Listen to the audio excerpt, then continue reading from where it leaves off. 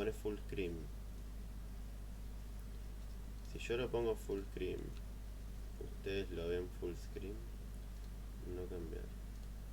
Sí.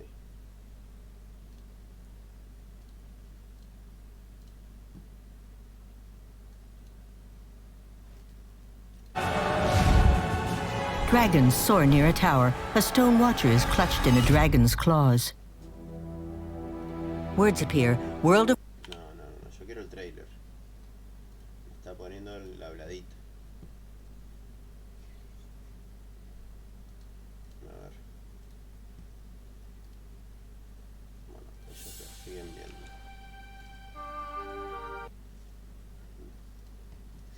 Es este.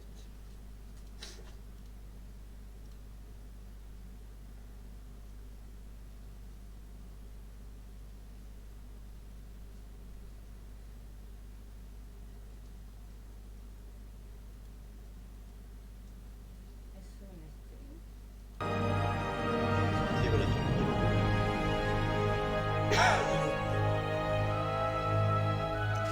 5, 4, 3, 2, 1. No. Puta. Mi rey.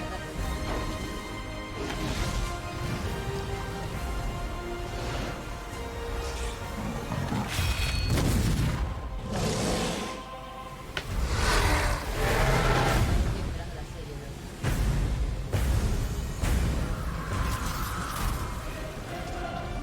For the Alliance! Más vale, papá. No, chupa chota, güey.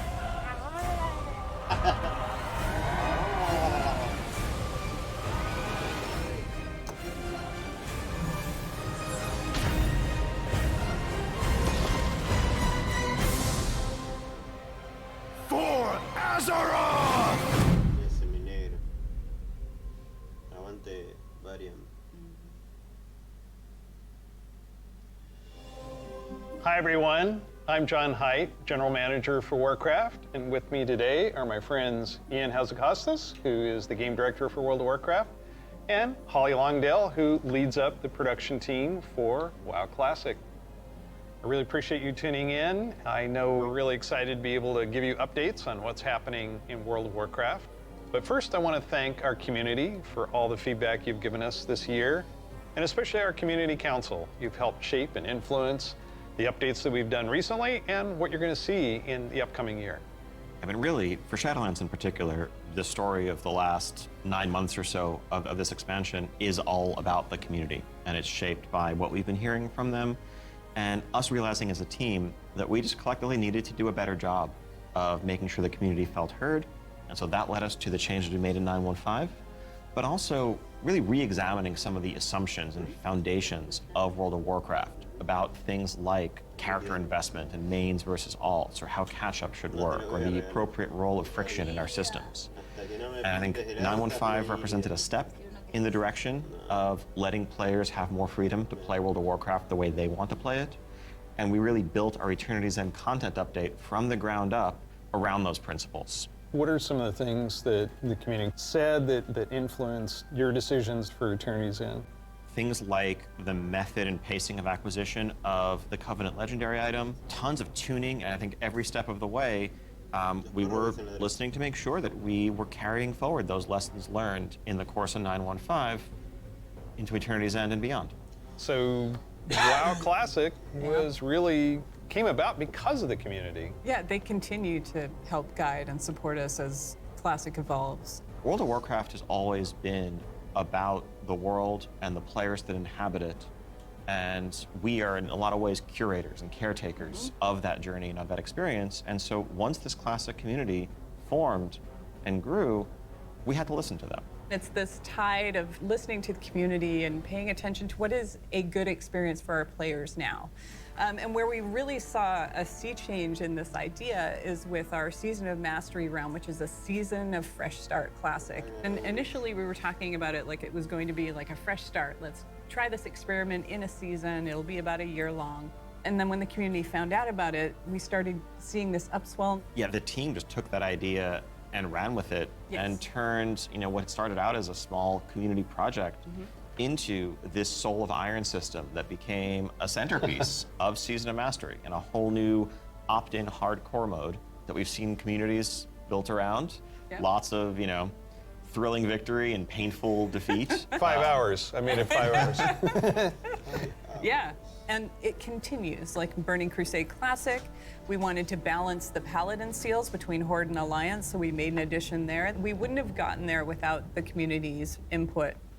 So, influence the community. You've got another update and pretty significant controversial change for this. Yeah, cross-faction play coming in 925, which is on a public test ROM now as a big Ian, centerpiece. cross-faction.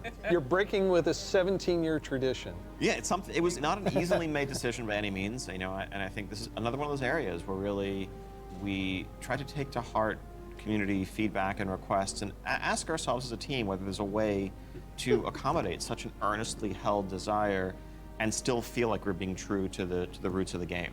The players' desire to play with their friends who might prefer a different faction, or to play with the faction that they more closely identify with, even though their raid group is elsewhere. It's really important for me. I play a lot of alts, and I love absorbing the story for each race, and having that ability to play with all of my friends across factions is fantastic. At the end of the day, the battle cry is for the Horde. It's not against the Alliance. It's not death to the Alliance. It's about pride in one's faction. And I think there's a way to preserve that and even strengthen that while giving players the ability to make the same choice we've seen the greatest heroes make time and time again.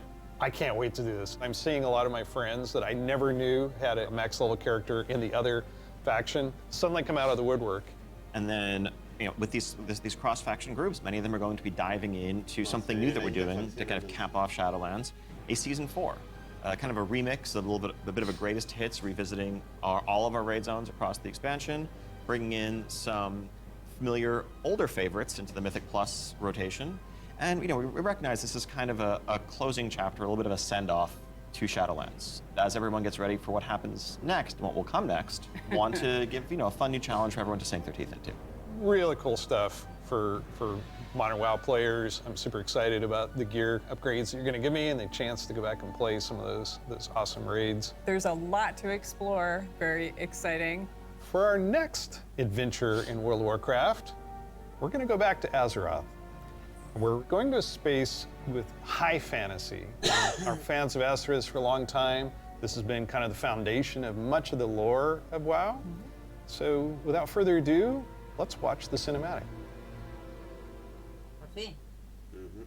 Era hora. Se tomaron su tiempo.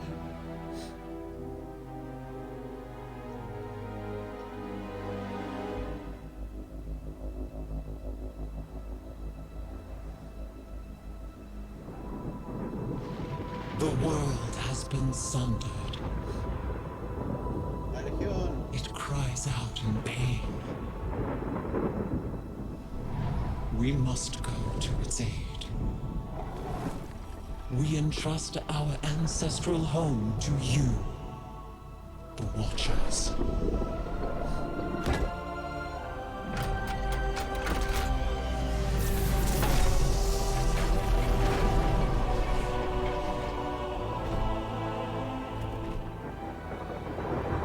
Let the land slumber, hidden even from our own eyes.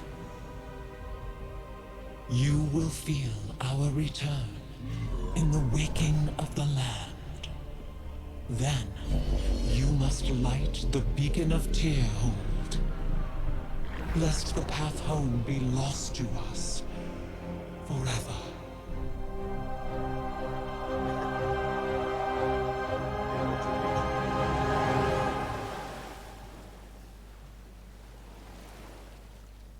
Se despierta.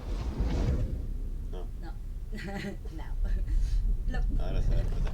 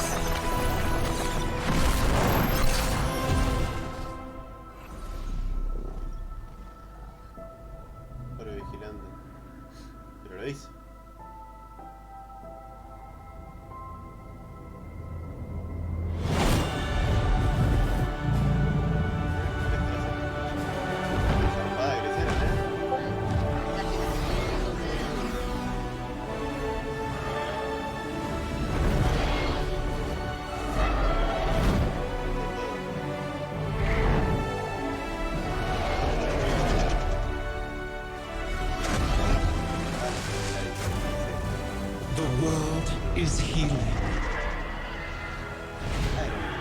But her fate is yet uncertain.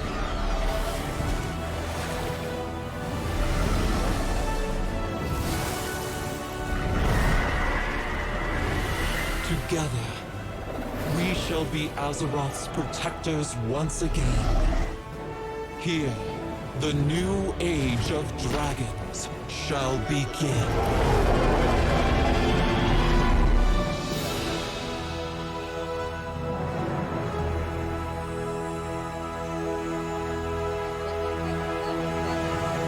Cheto el video, me gustó. Dragons! Dragons. This is so cool. No one saw it coming. I No know. one saw it coming. No one. Carefully kept secret. But seriously, I mean, what did we just see there? The awakening of the Dragon Isles, the return of dragons, the dawn of a new age. Right, we've seen Reaccion searching for his father's legacy, searching for the Dragon Isles. There's a reason why he hasn't been able to find them until now. The beacon going off, is that summoning the dragons? It is removing the concealment that had hidden the Dragon Isles from the world, but also beckoning the dragons back urgently in a time of need. I assume pretty good variety of locales within the Dragon Isles. Yes. The Dragon Isles, as kind of standard for WoW expansion, consist of 5 zones, 4 standard leveling zones, and a new starter zone that we'll get to in a second. Can you talk a little bit about how the team found ways to thread the dragon aspects throughout the environments? The Dragon Isles are a place that is lush and primal, bursting with elemental energy. As Azeroth herself reawakens, those primal forces are expressed throughout the environment, whether it's magma activity, volcanic activity, whether it's the icy wastes of the Azure Span, and each one of those has a connection to a dragonflight that we've seen before. And it's going to be an amazing place for players to arrive at and explore. All right, you know I'm going to ask. Yes, okay, so Can I be a dragon? let's start getting into some features here and what Dragonflight means for you as well as just a place. So first off, yes, we have an all-new playable race, the Drakthir race. Yeah. This is a draconic race, but dragons in Warcraft have the ability to take on a humanoid form. What classes can they be? They have unique abilities as literally a dragon. That doesn't quite fit any of our existing classes. And so what we're doing is this is not just a new race, but it's also a new class. You know, adding a new race to World of Warcraft, and not just an allied race, is something that we don't do lightly. But telling this expansion, this story, so focused around dragons, felt like the perfect time for it. So if you are a Drakthir, you will be the Evoker class. Drakthir can only be Evokers, Evokers can only be Drakthir. And the reason why only a Drakthir could be an Evoker is that an Evoker is really combining the ability to call upon the magic of the different aspects with the unique physical gifts that a Drakthir has, the ability to actually take flight and do an Onyxia-style strafing deep breath over the battlefield, land on the other side, knock everyone back with a wing buffet, and then unleash your magical abilities. Yes, please. The Evoker has 2 specializations. They're a hybrid of either ranged DPS or healer, and they wear male armor. We figured, you know, with the new hero classes we've added over the years, we have enough melee, we don't need more of those. And also probably don't need any more leather wearers. The raid leaders are going to love you for that. Exactly. This is definitely a hero class. And so that means that, you know, like the Death Knights before them or Demon Hunters, they will be starting level 58, and then they're going to have a new starter zone. So they're going to have a slightly different journey into the Dragon Isles as opposed to the rest of us that are sailing there from other parts of Azeroth. Can you talk a little bit about the customizations? Like what is going to be able to identify my Drakthir character? Basically anything and everything. You know, skin color, hair color, jewelry, tattoos, other adornments. You can make this character the expression of your identity in Azeroth. New zone, new class, Yep. new race. Well, tell us about some of the system updates or features. So, of course, the new expansion brings with it, you know, new systems, new features. I think in recent expansions, one of the things we've tended to do is really have these deep features that were closely tied to a specific expansion that would then get left behind as we moved on. And we've heard loud and clear from players that, you know, it's kind of a bummer to start off every new expansion by leaving a large part of your character behind, by leaving a large part of your progression behind. So this time around, what we're doing is really pouring all of our energy into permanent revamps, overhauls, and improvements to World of Warcraft's core systems. Things like our progression systems, in this case, our talent system is something that we want to completely revamp. We want to take a look at our UI. We want to take a look at professions.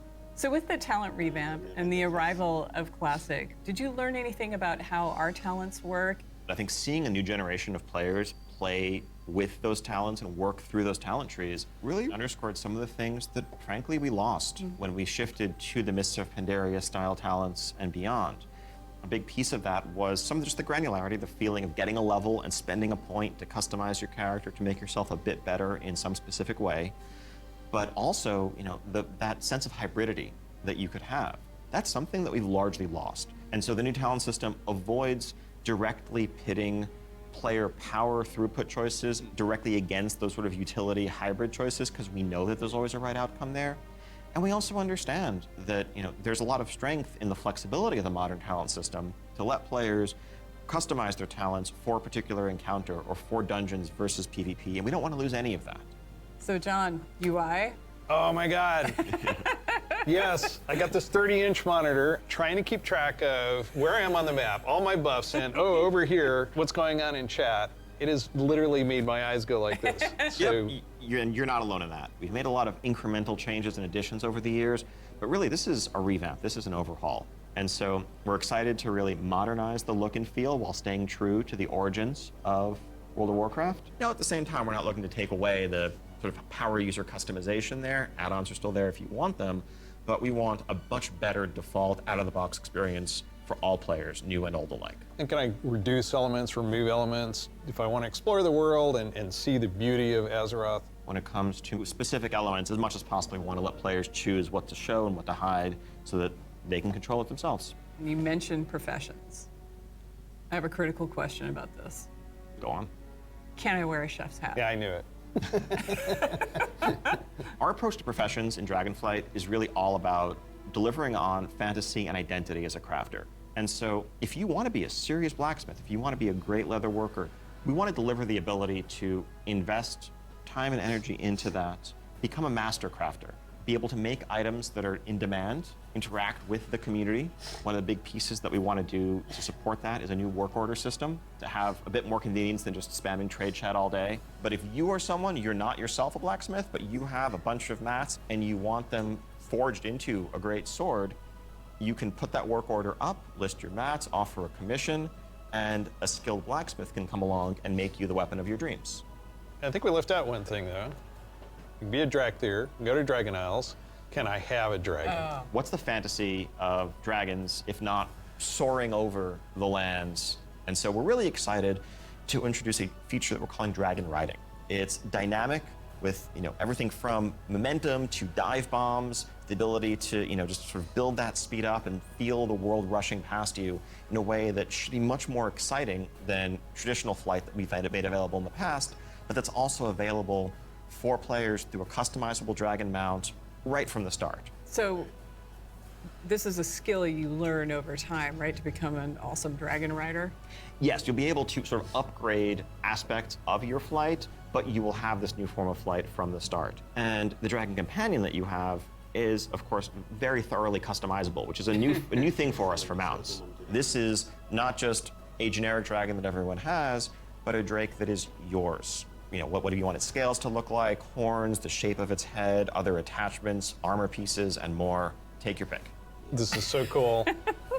So yes, the Dragonflight expansion is going to see players leveling to 70, going to the all-new continent of the Dragon Isles, which consists of 5 zones, 4 standard leveling zones, and a new starter zone for our Drakthir class, as well as a range of systems revamps, such as a new talent system, an overhaul and update to our UI, and an entirely fresh look at professions with more depth than ever before.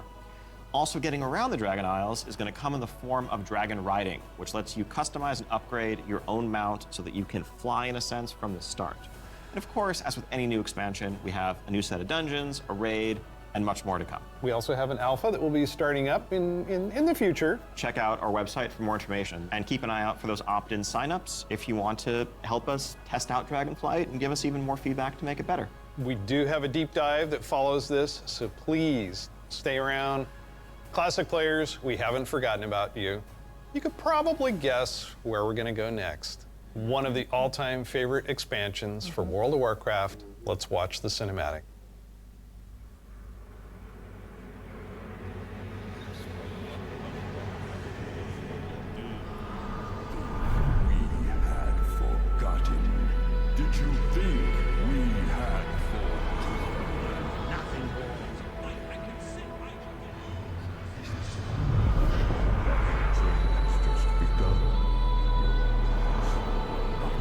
king yet. Watch you do this.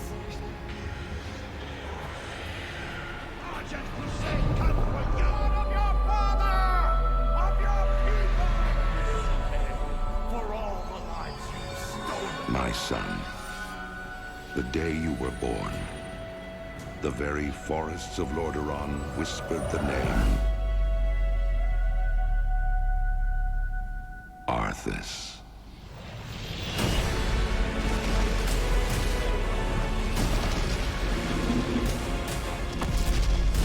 When my days have come to an end, you shall be king.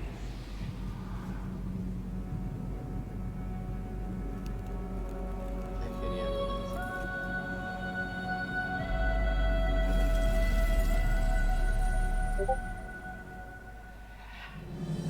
It's just incredible, isn't it? Every time I see the cinematic, I get chills. No pun intended, I get chills. As you saw, Wrath of the Lich King Classic is coming this year. It brings back so many memories. When you see that cinematic, what do you remember from Wrath of the Lich King? Anytime you want to talk about undead frozen dragons, how can you not go back to Sindragosa as the source? That was the first expansion I played with my youngest son. So I can remember on that platform, black goo and chunks of ice falling off and having to repeat that battle with the Lich King. But when we finally downed him, it was such an incredible moment. He jumped up out of his room and I jumped up out of my office. We're like, yeah, did it. So it's a very lasting tale for me. So as you know, with this expansion, you will, in pre-patch, be able to play the Death Knight. They will start at level 55. You don't have to have a high-level character to make a Death Knight, so everyone will be able to make one. We're excited to give players some time before Wrath officially launches to get geared up and ready to jump into Northrend with everybody else. And there are so many zones and areas to explore in Northrend, and I want us to talk about some of our favorites. So for me, Grizzly Hills has a very special place in my heart. The music was some of the best I've experienced in World of Warcraft. I still make my way all the way up to Storm Peaks to try and find the time-lost Protodrake and have yet to get it. I've got to say Dragonflight. The wide open nature of the zone, Wormrest Temple in the center of it, it's an unforgettable expansion as both a developer and a player and kind of making that transition from one to the other. Now let's talk about some changes. So one thing we looked at is Dungeon Finder, and it feels like how we envision Classic, Dungeon Finder is not a good fit for our community. That was kind of the first step that may have eroded some of that social fabric. Now, as people have gone through the experience of going back to vanilla, rebuilding those groups, relying on each other, not wanting necessarily a random participant just to show up and then leave. Yep. Yeah, that makes total sense. But today, you can do that in Shadowlands. You'll be able to do that in Dragonflight. It's a self-selected group of people who specifically want that different experience. Yes. Let's make sure that's what we continue to give them. That leads right into arena teams in Burning Crusade Classic. So we listened to the community and we removed that because individual rating is preferable and a better experience for them than arena teams. Also, with Wrath of the Lich King, Barbershop, which allows you to customize your character. We're going to be adding a few more options that were not existing when Wrath launched, but also there's another side of this where we are not going to charge a real money fee. It was a paid character customization fee, right? Yeah. It seems the right thing to do that just be available in-game for gold and we add more options to it, right? It's sort of like spell batching in a sense. There's a lot of technical advancements, and it's not about the philosophy of what makes Classic classic and what brings people together. It's just what's the better experience, and let's not artificially restrict something that we can provide a better version of just for the sake of nostalgia. And we're happy to say this is one of those cases. So, Wrath, the level cap's being increased to level 80, so we'll be introducing a level 70 boost so that players who want to get in with their friends or just explore Northrend right away will be able to do that. You can't apply it to a Death Knight, but you will be able to use it otherwise. And of course, we have Inscription, a whole new profession, so we're really excited about that. Yeah, and as we continue this road to Wrath, we're going to be looking to getting a lot more feedback on beta, and we'll make changes as we need to. Such an exciting time to be playing World of Warcraft. We have the return of the Wrath of the Lich King for Classic fans and taking us somewhere new with Dragonflight. We're so excited to be able to bring these adventures to you. Don't forget, there's a deep dive on Dragonflight where you're going to get a lot more information. Thank you so much for spending this time with us, and we'll see you in Azeroth. And we'll see you in Northrend. And in the Dragon Isles.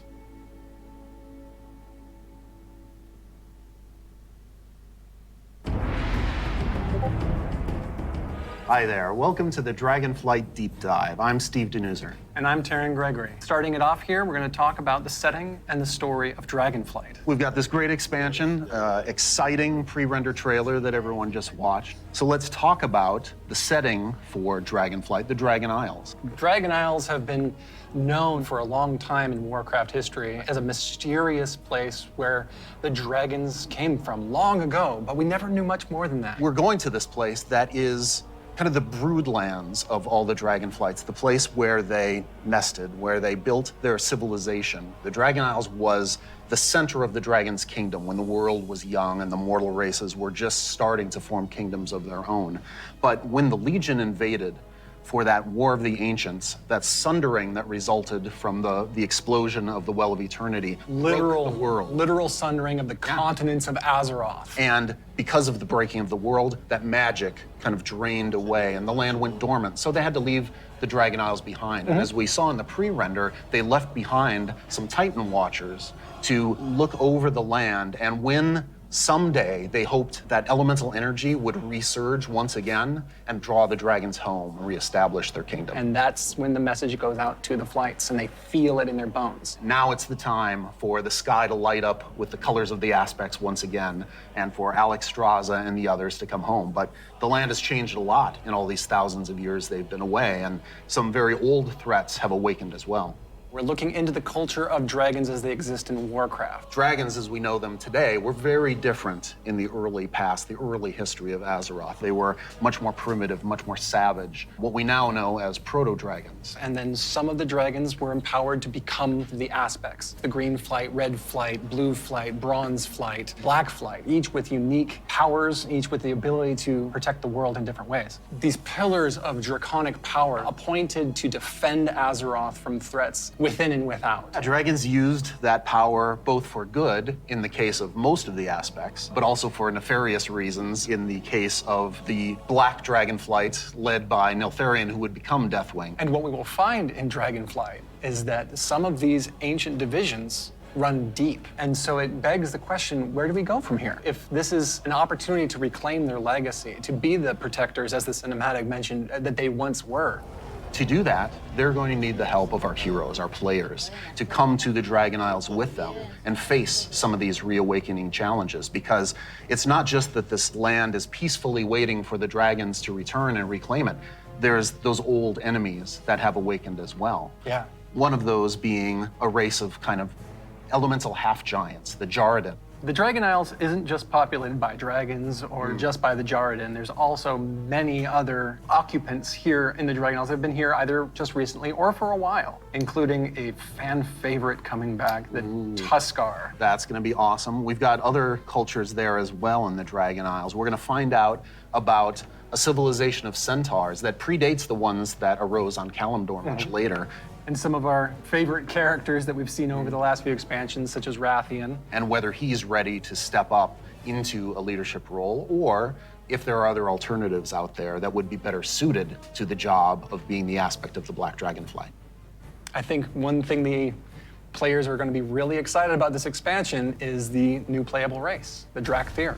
That's right. And this is something that Neltharion, before he was Deathwing, before he went full crazy world dragon, that he put into motion? Neltharion saw those primalists that were kind of breaking away from the aspects and what they wanted. And so in those first experiments, he took the essence of dragons, their strength, their nobility, their wisdom, and he combined it with that scrappiness, that adaptability that the mortal races had. And he wanted to use that to create the ideal soldier in his mind, the Drakthir. Exploration is really one of the key themes of this expansion. We're going to be going to this ancient place that the dragons left behind long ago. So we've made these huge zones with all kinds of places to delve into and find little treasures and little secrets tucked away. It's gonna be a lot of fun for players to be exploring these landscapes. And there's so much architectural history and how clearly aspirational was the Kingdom of the Dragons and how it lost so much. And the themes of trying to return to that, to try to find your legacy, to try to figure out who you were before everything went awry.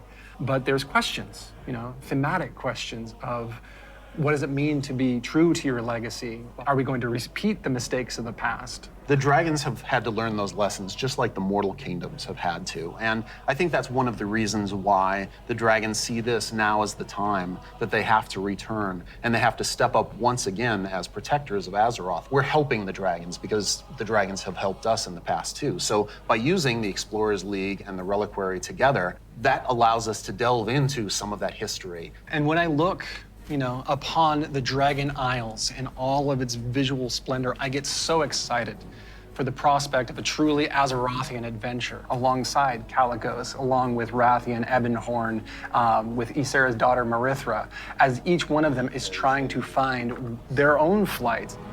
I am taken by the exploration and the potential for adventure and just new horizons within this world. There's going to be old stories from that time past, that history that only the dragons knew for the longest time. We're going to be able to explore that. It really feels like just a breath of fresh air. So now we're going to turn things over to some of our colleagues who will take you on that deep dive into the locations and the features of Dragonflight. Hello, I'm Stephanie. I'm Josh. I'm Jackie. And I'm Gary. And we're part of the teams that are building the first two zones that you'll encounter in the Dragon Isles, the Waking Shore and the Onaran Plains. The very first zone in Dragonflight you're going to come to is the Waking Shores. It's wild, untamed land. It's waking up around you too, and the elements are just going crazy. The art team again has hit it out of the park. You'll see like a lava mountain flowing in through the beach, giant proto-dragons swooping down, gobbling up members of your expedition. We have such rife opportunities to show elementals rising up because of the crazy magic that's flying around. The one of the things I love is just how you get to the Dragon Isles, right? So you're gonna get on your boat in Stormwind or Orgrimmar, and the first thing you do is sail between like the dragon ruin architectures. The boats come right alongside each other. You can jump from one boat to the other and just start causing havoc on the other faction's boat. For those who love PvP, this is a great opportunity for war mode. It's free for all out there. It's gonna be great. But it's okay. There's an innkeeper on the beach so that if you're in that situation and you don't want to be in war mode anymore, you can just hop out right there. The Reliquary and the Explorers League are working together. The Horde and Alliance are sending an expedition together. It's not the military, it's not the soldiers. This is the scientists, the settlers, exploring this new land. So it's a lot more optimistic tone. One of my favorite things about the Waking Shores is the Red Dragonflight, led by Queen Alexstrasza, the Lifebinder. They have the mandate of nurturing and protecting all life, which means Horde and Alliance, Gorloks, trolls, everybody. So they take that duty seriously. When the Horde and the Alliance come to the Waking Shores, they want to be there to help guide the people through the new land and welcome them. But they're not the only one in the Waking Shores. We have the ancestral home of the Black Dragonflight there too, which has fallen on tough times since Deathwing's descent. And so Rathian's coming over to the Isles with us, and he's gonna try and come to terms with the state of the Dragonflight, which is a few loyal Draconids and Dragon Spawn trying to hold their ground. What can the future of the Dragonflight be if it's just Rathian? Because it's not just the dragons that are coming back to the Dragon Isles, but also their longtime rival, the Jarden. I love the Jarden so much. They're half giants that wield the power of magma, and when the Waking Shores and the Dragon Isles went to slumber, they also slumbered. They're back now, and they are ready to raise chaos. Yeah, they're massive. They're riding giant lava mammoths, parading around, just stomping on your face. And they were the enemies of the Dragonflight for so long. They fought against the Red Dragonflight, hunted dragons down, and they're really taking this opportunity to rise up. As the Red Dragonflight have the mandate of nurturing life, they don't want to just stomp out the Jarden completely, but they want to make sure that they don't have the power to affect those around them negatively, to make sure they don't go on a rampage and destroy the ecosystem that has been created here. And so those are awesome things in the Waking Shore, but Steph, there really is only one right answer for the best thing in Waking Shores, right? What? This is true. Ducks. We finally have those webbed feet hooligans in our game. We cracked the technology. They We've can got them figure in. it out. They Yep. can fly. You should be proud. Thank you. It's gonna be awesome. The Onaran Plains come right after the Waking Shores. It's so breathtaking at first glance. The Onaran plains are big, wide open plains. And the player is going to be constricted a little bit, and then you see this big contrast of a zone. We don't always get that opportunity, that cinematic moment where the player can have a framed view when they see this area. Come out and you got that postcard shot love of that. the plains. And then you see this giant fire proto-dragon breathing fire and a herd of centaur like harpoon down the proto-dragon and crash into the ground. And the first thing you get to do is go help them kill the proto-dragon. Like, how cool is that? Who is Onara? Onara is the wild god of the wind. And she's appeared before as like this big spirit eagle. She's the one who guided the centaur to the Dragon Isles many, many years ago. She blessed them, took their caravan across, and then showed them the plains. How fun at the beginning of this expansion was exploring the culture of the centaur. The centaur are these mighty, awesome hunters that back when they first came to the Dragon Isles, they fought the green dragons all day long. Eventually, they realized that we're strong, you're strong. Maybe we should stop decimating each other's people. We'll make peace, we'll make an agreement. You guys hang out in the groves, and the centaur will hang out in the plains. But now, the dragons have been gone for 10,000 years. And the centaur have come so far since then. And they've been here, and they've been existing and developing their culture. They all came over as one clan led by the mighty Maruk and Tira, and they founded a new life here. So if you want to get across, you have to follow their rules and their traditions. You have to earn their trust. You are the first outsiders to come in generations upon generations. The centaur might rule the open plains, but the green dragons make their home in the groves. And those groves are absolutely gorgeous. And how great a job it is that we have where I can take all of this beautiful artwork and build these beautiful fantasy groves, high fantasy. We want to do lots of things with an open plain, and we want to be creative with them. But we're restraining ourselves by letting the zone sing, letting the horizon tell the story. We certainly couldn't have done that in the vanilla WoW. No, definitely not. The zones are so big, and you can see so far, especially in Onaran Plains. So we talked to the engineers, and we actually increased that distance. It spurs you on to want to adventure and look through the zone and explore everything. The interesting thing for me is we have all these conflicts with the dragonflights. There's missing dragons, there's battles, there's so much crazy stuff happening, but that's not really all we're doing. There's so much extra fun activities for people to do. And the greatest thing is that you need to figure out exactly what's going on and help solve all the problems that are just sprouting up everywhere. We're just really excited to tell a story that's grounded in Azeroth and exploration. There's so much more to talk about. But now, we're gonna have some folks talking about the next two zones that players are gonna experience in the Dragon Isles.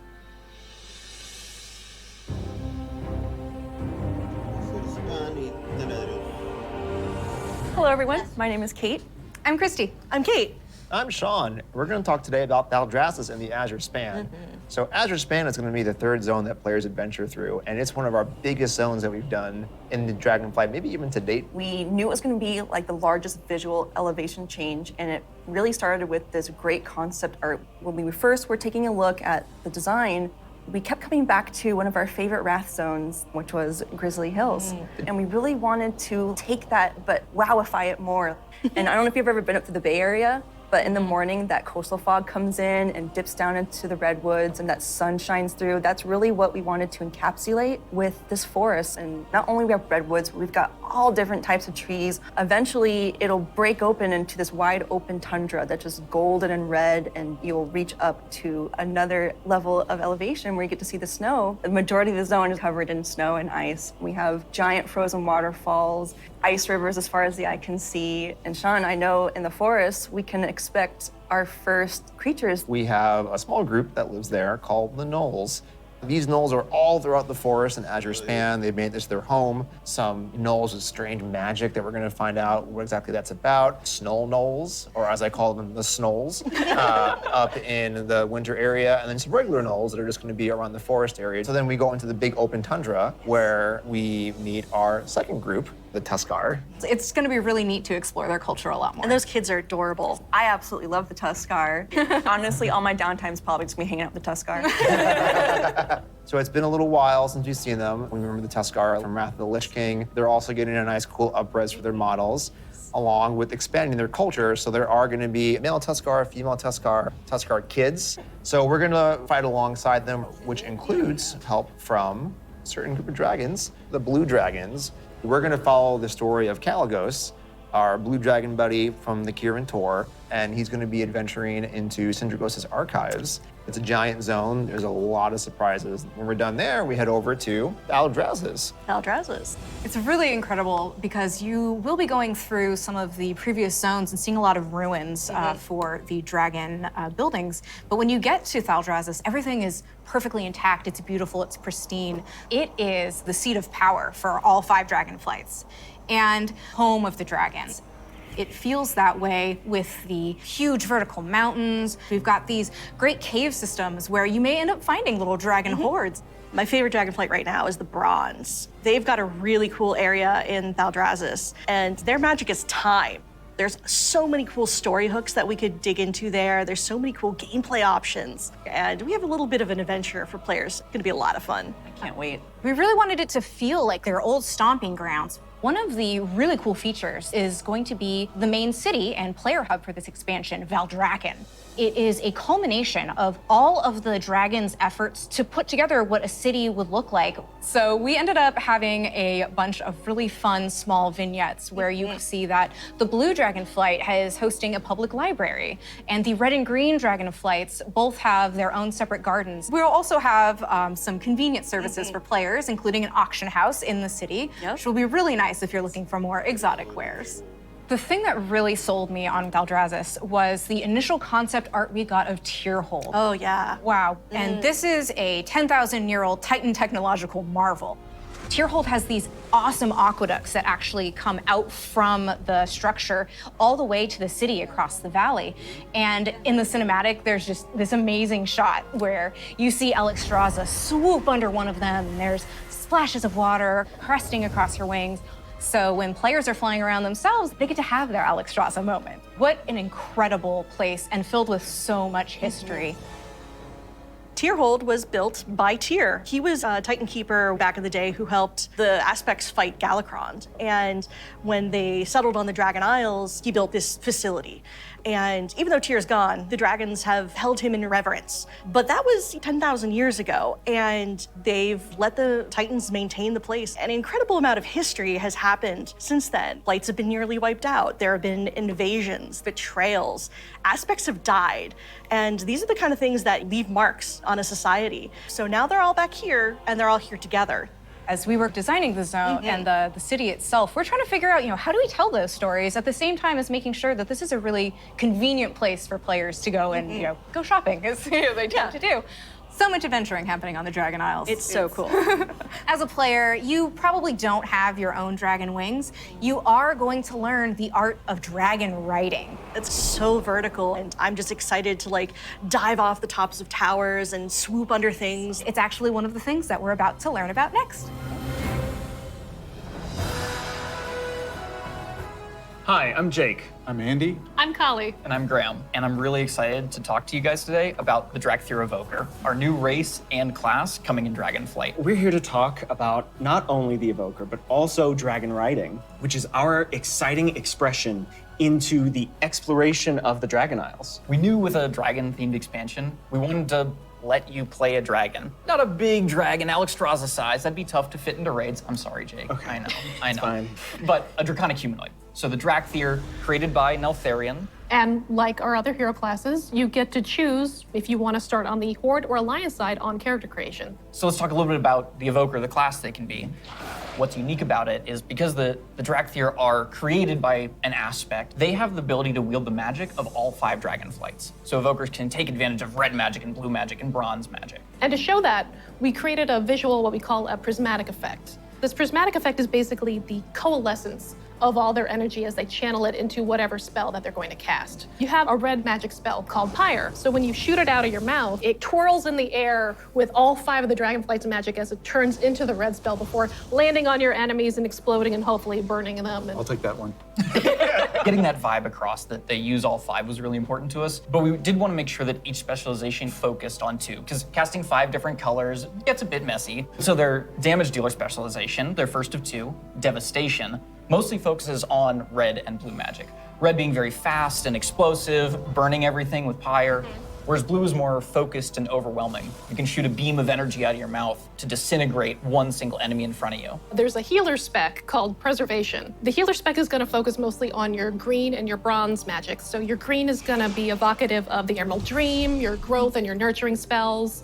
And then you have your bronze magic, which is going to be more timey-wimey. So you get to heal a wound faster. So in addition to the visuals and the animation, which all make you feel very powerful, we really wanted the player to have a physical connection to the cast. We have a new type of spell called Empower, where when you actually hold down the button on your keyboard, it charges up the spell. The longer you charge it up, it might do more damage or hit more targets depending on the spell, but it gives you this really physical connection and control that's new for World of Warcraft and I think is feeling really, really good. We have some great animations. Thank you, Andy. Your team. Love it, Andy. You feel physical when you're casting your spells. You can actually fly around the battlefield and cast while you're flying. Raining fire and death from above. It's great.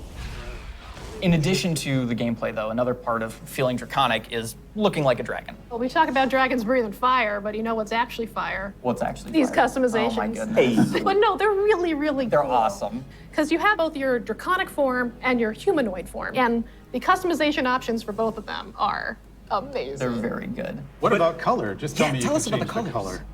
You can do a lot of matching. So your Visage form can have scales that are the same color as your Drakthir form. But my favorite, super favorite part of customization for the Visage form, hair.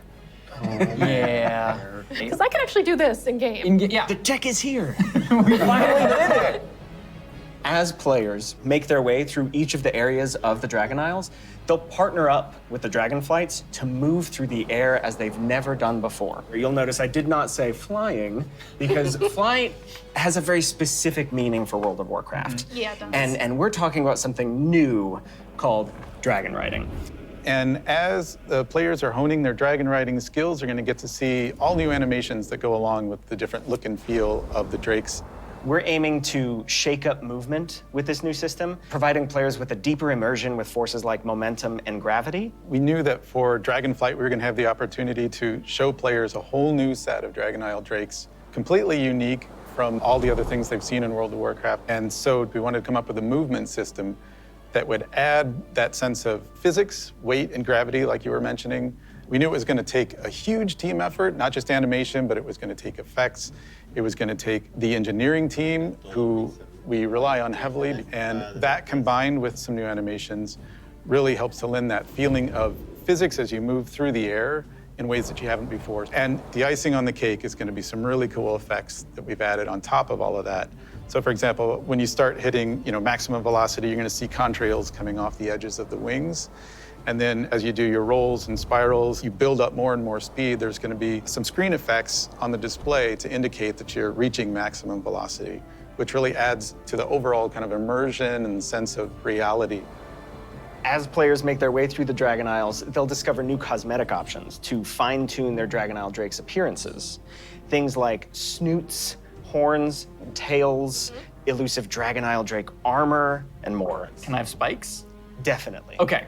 We want to provide players with all new skills to play with, as those who can use their momentum well can reach higher and higher heights and bring on new, more difficult challenges. We just have so many new, gorgeous options to choose from, and I'm just so excited for all of them. I'm excited for the whole thing. I mean, it's been a lot of fun to work on, but I can't wait to actually get in the game, play it with you guys. I can't wait. I can't wait to fly around Dragon Isles. It's gonna be great. Next up, you're going to hear about the talent revamp and the UI changes coming in Dragonflight.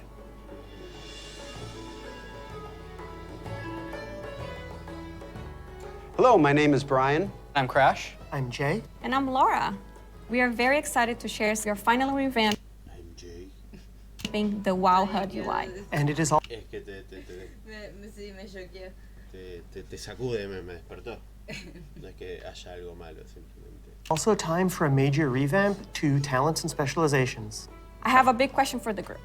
How long do you think it took for us to finally revamp the WoW HUD? My guess is like 15 years. Close, 18 years. 18 years. 18 years. Wow. You know, technology has changed a lot since we made the UI back in 2004. Now you have like bigger monitors, and us, we have better dev tools to work with. So it makes sense to have the revamp right now. Also, if you look at the game today, the art evolved beautifully over the years. And if you look at the HUD looks like it got frozen in time. So when we approached this, we wanted to create a layout experience that players could customize, move things around, adjust it to fit their needs. Add-ons today, they do a lot for player customization. The downside is that not everybody uses them. It's about time that everybody has the opportunity to use them, that they become a part of the base UI. Yeah, and we are working very closely with our user research team to make sure we are hitting the goals that our player needs. It allowed us to add new functionality, to improve accessibility in a lot of areas, and on top of that, we are going to be improving the art. Yeah, so the art update, it's a big part of this project. The UI that we have today has a lot of charm and personality, and players have been using that for 18 years. So with that in mind, we want to respect the players who really like the current UI, but do a more than take to it, removing the clutter and giving more visibility for your gameplay. So the new minimap, it looks bigger, and the health bar is also much bigger. If you look at the action bars and the bottom menus,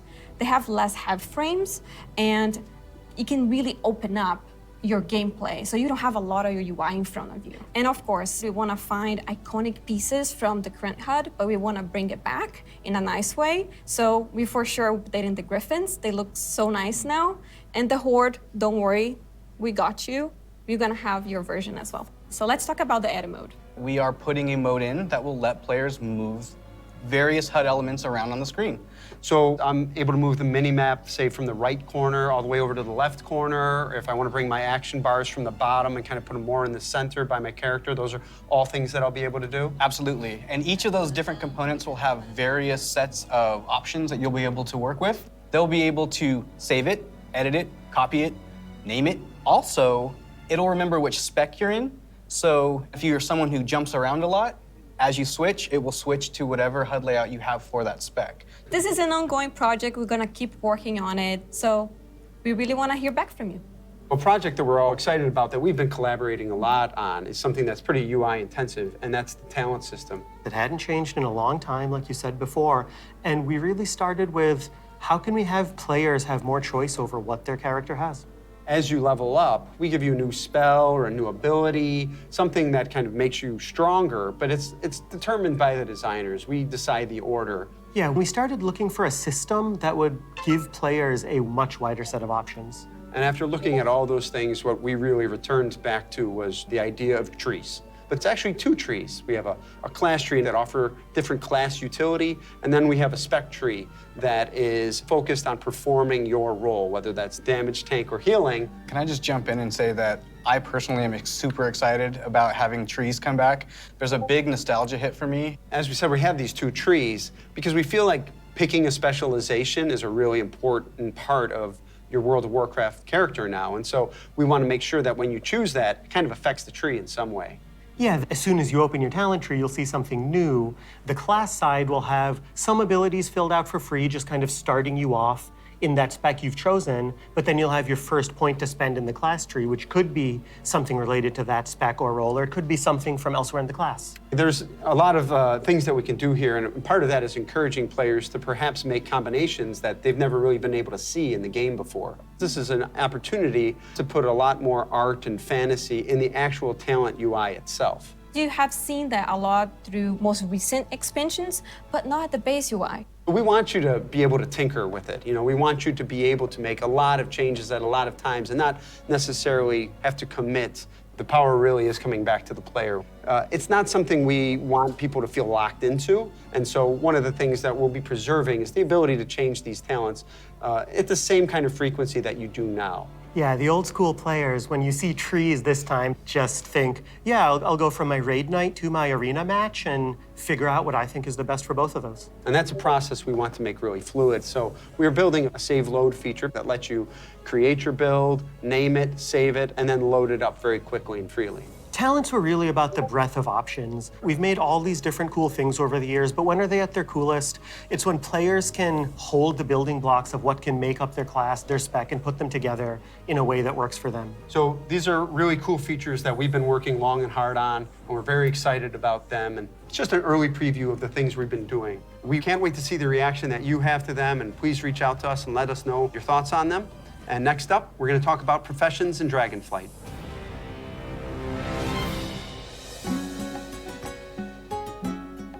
Hi, I'm Joanna. And I'm Eric, and we're going to talk about our plans for professions in Dragonflight. Professions have been a staple of World of Warcraft forever, and they've seen lots of really cool incremental updates over their life. But for Dragonflight, we want to do something a bit different. We really want to rethink professions and figure out how to make them part of your identity as a player, if that's what you want. We really want to make sure that professions feel fun and relevant across all levels of gameplay. That brings us to our first update, something that we're calling crafting orders. If you want to have something crafted for you, but you don't have the skill or the right profession to do it for yourself, you can have it crafted through a crafting order.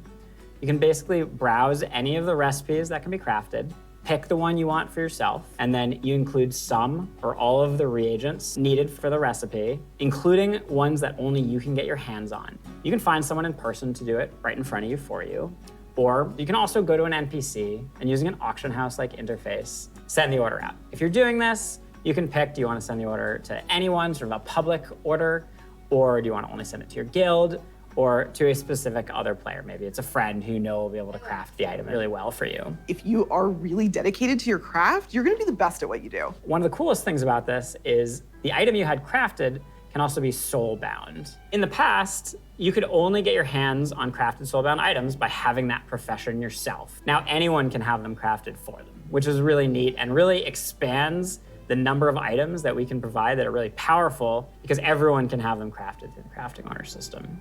This is also really cool because it means as a crafter, you can start building your client base. People are going to come back to you to get certain items. Maybe you're the best at making it, or you always throw in a little something extra. You're also going to be leveling up your profession. It's going to be really great. So the first time you go to craft, you're going to notice a lot of different things, but probably the biggest is the introduction of quality, both to your crafted items and your gathered reagents. Quality works in a pretty simple way. If you craft something that's a higher quality, it's just going to be better. For a piece of gear, that probably means a higher item level. If it's, for instance, a potion, that might mean a more powerful effect at a higher quality.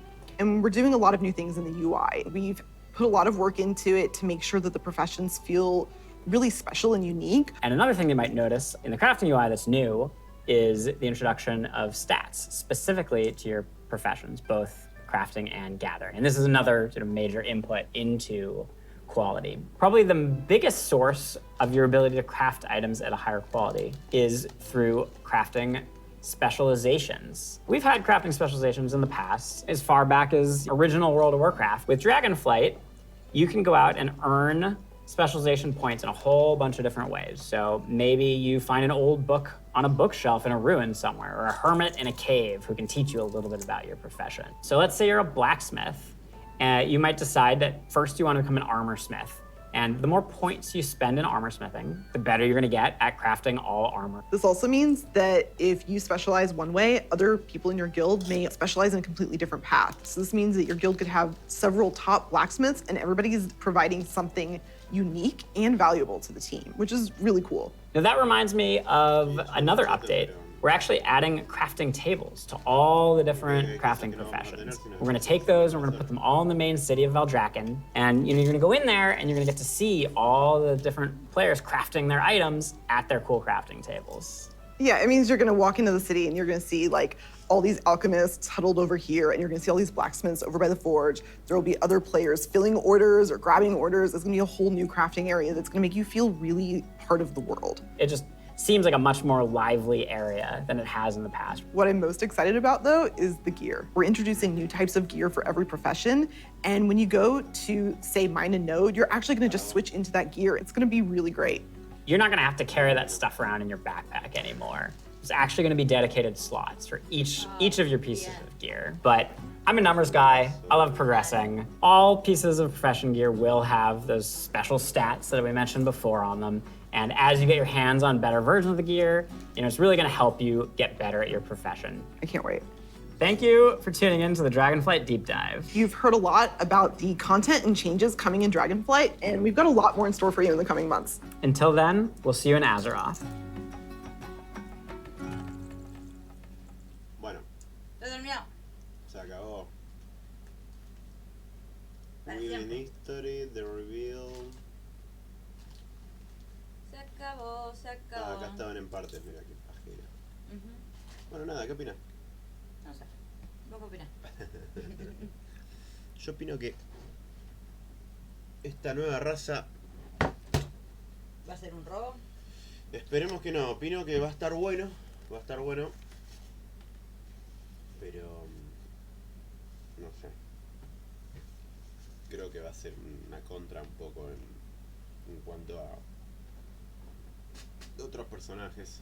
Van a tener que se la van a pasar nivelándolo, viendo de nerfearlo o bufearlo, porque cuando salió el DH también fue así. Era la nueva raza que iban a poder planear, que ya es una ventaja muy grande sobre muchos otros personajes, excepto los druidas que tienen todo junto, ¿no? Los Nada. ruidos son un robo, los odio. Yo, por ejemplo, como enano paladín, todo que está corriendo como un pelotudo atrás de un DH que tiene un doble salto y planea. Ah, olvídate, Estaría- Dragon. ¿Cómo es? En los dragones estos me hacen un Dragon desastre. Knight, no. Dragon no sé qué. Sí, no. Los dragoncitos. Ah, los dragoncitos no les va a alcanzar. Bueno, pero quiero uno. La conclusión Claramente que saqué de quiero todo uno, esto es estoy que quiero manija de uno. probarlo, la verdad que me llama mucho la atención la expansión. Pensé que se iba a morir el vigilante. No me generó tanto hype No, ni en pedo. el video. Pero me gustó que estuviera bien hecho. Está bien hecho. Está bien hecho. Y los dragones, boludo. El de los Shaolan dragones. fue como rompieron el yelmo, lo cagaron a trompada a Bolvar, se rompió todo el cielo. ¿Qué onda? Y este es como más pacífico, es como que él lo dice Alestraza, ¿no? En el video. Como Te que quieren mostrar un se momento. está curando el mundo. Te quieren mostrar un momento épico en el que vos pensás que el gigante se va a morir porque se está quebrando y entendés que los Casi que me rompen el corazón. igual, se ¿eh? quiebran Como que sí, están simpaticé muertos. muy rápido con el gigante. Casi me largo a llorar todo. Mm. Es que Bueno. soy re dramática para las boludeces. Nos vamos a la chota, pero tenemos que ir a comer. Sí. Chao, hijos de puta. Adiós.